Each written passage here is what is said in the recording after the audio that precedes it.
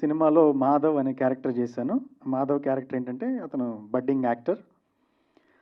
బయట కూడా మనం యాక్టరే కాబట్టి సినిమాలో నాకు కావాల్సిన నేను మామూలుగా యాక్టర్గా చేసే అబ్జర్వేషన్స్ అవన్నీ కూడా అవినాష్తో డిస్కస్ చేయడం, అవన్నీ మరింత బాగా రావటానికి అవినాష్ అలా చేద్దాం ఇలా చేద్దాం అని చెప్పి చాలా లైవ్లీగా, చాలా ఇష్టంతో, ఎంతో ప్యాషనేట్గా లైవ్లీగా చేసాం మేము. అది స్క్రీన్లో కూడా తెలుస్తుంది.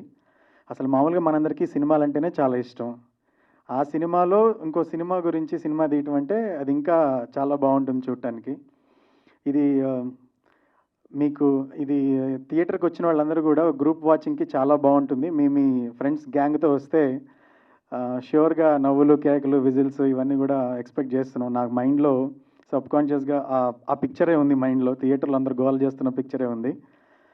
ఈ సినిమా చాలా డిఫరెంట్గా ఉంటుంది, రెగ్యులర్గా అనిపించదు. ఎందుకంటే డైరెక్టర్స్ అండ్ రైటర్స్ చాలా వాళ్ళ బేసిక్గా వాళ్ళ వ్యక్తిత్వమే కొత్తగా ఆలోచించటం కాబట్టి సినిమా ఎక్కడ చూసినట్టు అనిపించదు. బ్రీజీగా చాలా కొత్తగా అనిపిస్తుంది. సంభాషణలు, అందులో ఉండే కాన్వర్జేషన్స్ కానీ, అందులో వచ్చిన కామెడీ కానీ, తీసుకున్న ప్లాట్ లైన్ కానీ అన్నీ చాలా కొత్తగా అనిపిస్తాయి.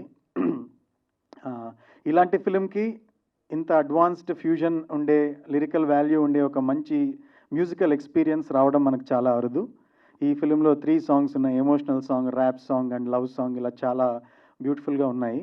సో అది థియేటర్లో ఎక్స్పీరియన్స్ చేసినప్పుడు ఒక రకమైన హై వస్తుంది. థియేటర్లో చూసిన వాళ్ళందరూ కూడా అదే అన్నారు, మాకు కూడా అదే వచ్చింది. కాబట్టి మీరందరూ థియేటర్స్కి వచ్చి ఈ ఫిలిం చూడాలి, అందరూ కలిసి నవ్వుకోవాలి, కలిసి ఎక్స్పీరియన్స్ చేయాలి. మనల్ని మనం ఐడెంటిఫై చేసుకున్నట్టు ఉంటుంది సినిమా. ఈ సినిమాలో ఏదో ఒక బ్యాట్స్మెన్ 150 కొట్టేసి మిగతా వాళ్ళందరూ 2, 3, 5 అలా కొట్టినట్టు కాకుండా ప్రతి ఒక్కళ్ళు ఒక 70-80 రన్స్ కొడితే ఎలా ఉంటుందో అలా ప్రతి క్యారెక్టర్కి ఒక విలువ, ప్రతి క్యారెక్టర్కి ఒక విలువ ఉంటుంది.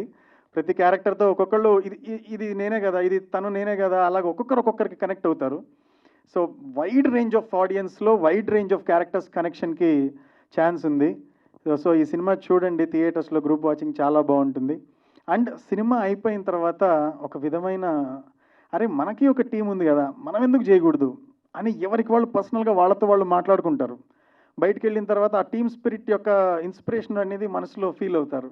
ఇలాంటి టైంలో మనకి సోషల్ మీడియా ఇవన్నీ వచ్చిన టైంలో ఒక లైక్ మైండెడ్ పీపుల్ మన పక్కనే ఉంటే మనం ఎన్ని చేయొచ్చు అనే ఫీలింగ్ వచ్చి అరే రారా పదరా మనం చేద్దాంరా అనే ఒక ఫీలింగ్ ఆడియన్స్లో వస్తుంది అని నేను గట్టిగా అనుకుంటున్నాను. నేను సినిమా చూసినప్పుడు, నేను చేసినప్పటికీ నాకు ఆ ఫీలింగ్ కలిగింది.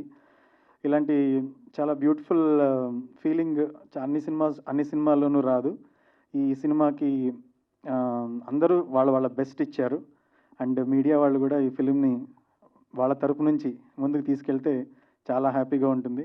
మా అందరికీ కూడా ఇంకా ఇలాంటి ఫిలిమ్స్ని మీకు కేటర్ చేయడానికి అవకాశం వచ్చినట్టు ఉంటుంది. Thank you so much.